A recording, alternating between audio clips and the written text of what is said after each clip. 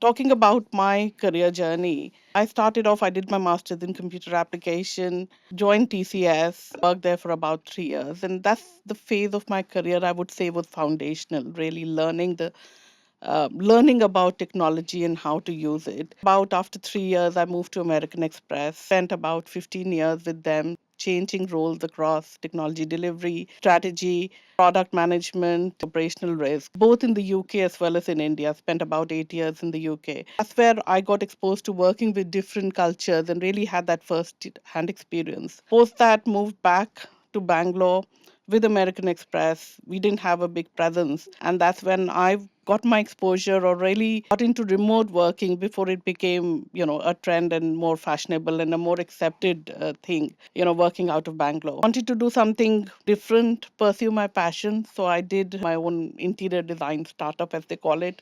It wasn't called startups then.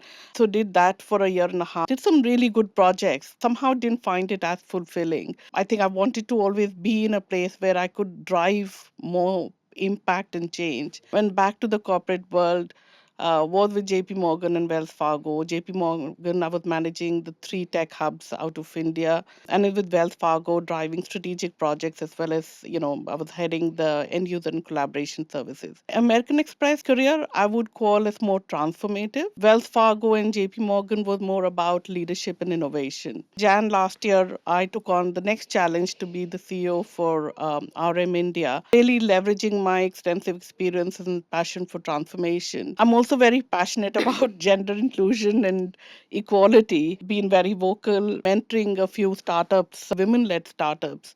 So we need to continue to raise our voices and, get people, especially women, into the workforce as well as, building careers for themselves. In my career, since I started working, everybody used to talk about work-life balance. And and I think balance in itself as a word is like, how you say, very differentiating between this is my work life, this is my personal life. And I think it needs to be more holistic and integrated into managing your personal and professional priorities. There is no barrier, to say, to now I'm working, now, I am focusing on, now this is my private time.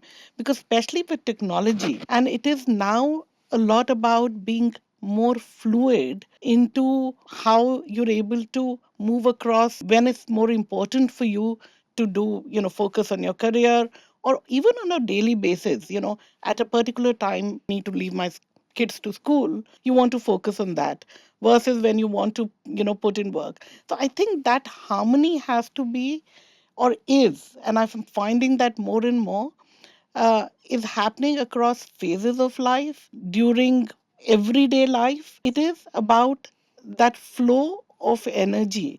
It's also about empowerment. It's really about, fostering resilience. I love the word harmony. Your work and your personal life is moving together in harmony into delivering what's the priority at that point in time. I don't think there's a work life balance is a thing anymore. I think work life harmony, I love that. I think women have learned to adapt. Women are probably more focused or driven. We plan, we adapt, and we deliver. Women are also now, sometimes you have to ask for help. And earlier, women didn't feel empowered to ask for help. But I think they now are. I see a lot of change coming where women are seeking help, they're getting help, and they're learning to adapt. And they're no longer shy to say no, whether it is for, something that they have to do at home or they have to do, at work. You need to survive and you need to deliver and you need to grow. I think multitasking is not necessarily a good thing at times because you need to focus, Correct, and correct. you need to be in the present to be able to do rather than thinking about 10 things. So I think it can be a boon and a bane. Move Self. away from that superwoman syndrome. Yes. I agree with you. Marriage is only legal, and I agree Yeah. with you. It's about partnership and companionship. But I think it's changing. I see a lot of girls, and I'm talking about girls who right now don't want to get Yeah. married, and it's not as if they have any problem. They want to focus on their careers. They want to focus on, being themselves and not and finding that person. And it's not about age, I won't have to get married at 24, 25, 30, whatever. It's like till I find the right person who, so marriage somehow or now is being interpreted to say that it probably helps you get a longevity in the partnership. So that's the mental. So if you find somebody, I mean, I see a lot of girls have boyfriends, and that's absolutely fine. But do they find that one person they want to spend the rest of their life with? And I think once you find that is when the question of marriage or the topic of marriage comes up. Um, I have nieces and nephews who are not, they're in relationships, but they're not wanting to get married till they're financially settled, or because they want to do certain things before they even think about settling down with somebody. So I think that's changing. I agree with you that marriage will become a very different institution Yeah. going forward. I already see that change coming. We had different pressures when we were growing up to really find that right partner, and even if and spend time with that partner for a few years, maybe even before you take that final Finally. step of legalizing it. Because when you want to separate, if when you want to break that legal bond, similar to what you said, where the government comes in, it becomes really messy, and especially if you have kids. So I would say take some time. That's my advice, and that's my advice to my daughter as well.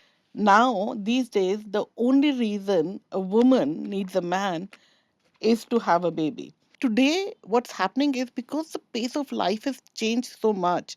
So I think putting undue pressure, I feel, is wrong. Where parents put so much pressure, and I've seen cases at the workplace where I've had both girls and boys come to me and say, we are being there's so much of pressure that you end up with the wrong person. I think somebody already said that. Should you be looking out consciously for your right partner? Absolutely.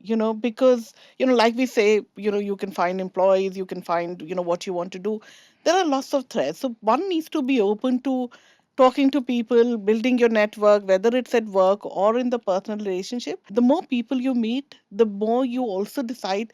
A, it helps shape your personality, and it also helps you understand what you value in a person, because end of the day it's that. Now, should they be focusing on their careers? Absolutely. I think everybody needs to focus on their career, but at the same time be open to marriage. It's not taboo. There is no right time for it. It's about finding the right person. I had a girl come to me. I was having a career discussion with her, and and we're talking about her career path, and that fact that she's ready for promotion.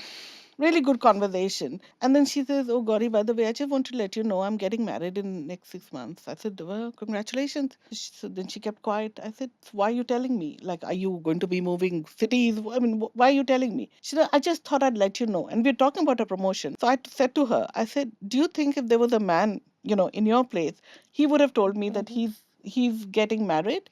Because for him, it doesn't matter. Even if he was planning to change jobs, even if he was planning to move somewhere, but she felt like she had to tell me that she was getting married. So I think it's also our own self limiting beliefs, and where we think we need to adapt, adjust, compromise, that we need to change. Women were staying at home looking after children, and it was okay for the man to go out and do it. But now with women working and having, and both men and women having to shoulder the responsibilities of personal life as well as work life, I think it's very important that we enable more flexible working hours or policies. I think the other aspect of it is it actually helps improve productivity, because you're Absolutely. able to manage. You don't have those pressures of, I'm at work, but my child is school bus, I need to track it, where is it, has it come back, has my child come back. I can be home and I can catch up. Technology is a great enabler. We definitely need to move away.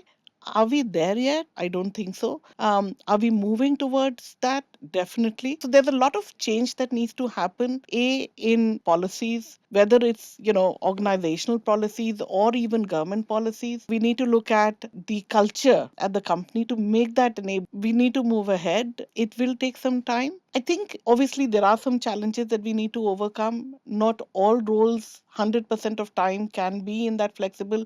You have a customer facing role, or you have other things. The coordination and collaboration does come with a cost around managing people who are in different shifts or different time zones or different, work patterns. So there are challenges to overcome, but I think we'll get there. There's certain things that need to be done by a certain time. As long as you're meeting that, it's fine what you do. There's a lot of mind shift that needs to happen. There's a lot of cultural change that needs to happen. It depends on the type of work and the need of the hour. Yeah. Every company should have some childcare facilities. Correct. But having said that, I think the government organizations like NASCOM, etc., who can influence the government policy needs to do a lot more. Whether it is through tax breaks or subsidies, how can you encourage more women in the workforce and have policies and encourage companies to adopt? It's a commitment and it's a partnership. It's a give and take. I moved jobs, I moved countries because my husband was moving to the UK. I moved along with him because my daughter at that time was very young. She was,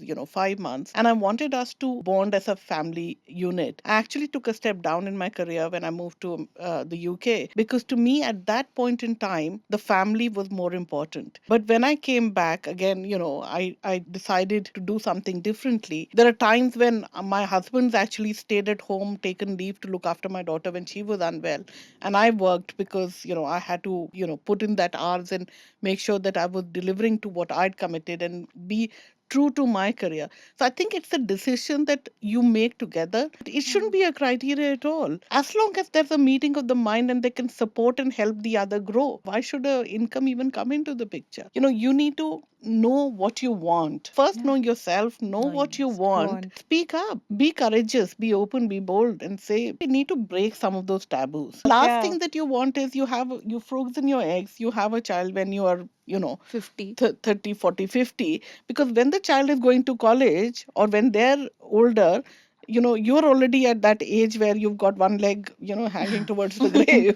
So I think, surrogacy, absolutely, like we said, egg freezing should be an option. Having said that, for people who want to take it, I think motherhood is a beautiful thing. It teaches you a lot of things, and it actually, I think, helps make you a more wholesome person and even a better leader. But To what if you release had that a toxic toxic husband. wife? It's not about marriage or motherhood, etc. Hmm. That is the hindrance for them to reach leadership positions.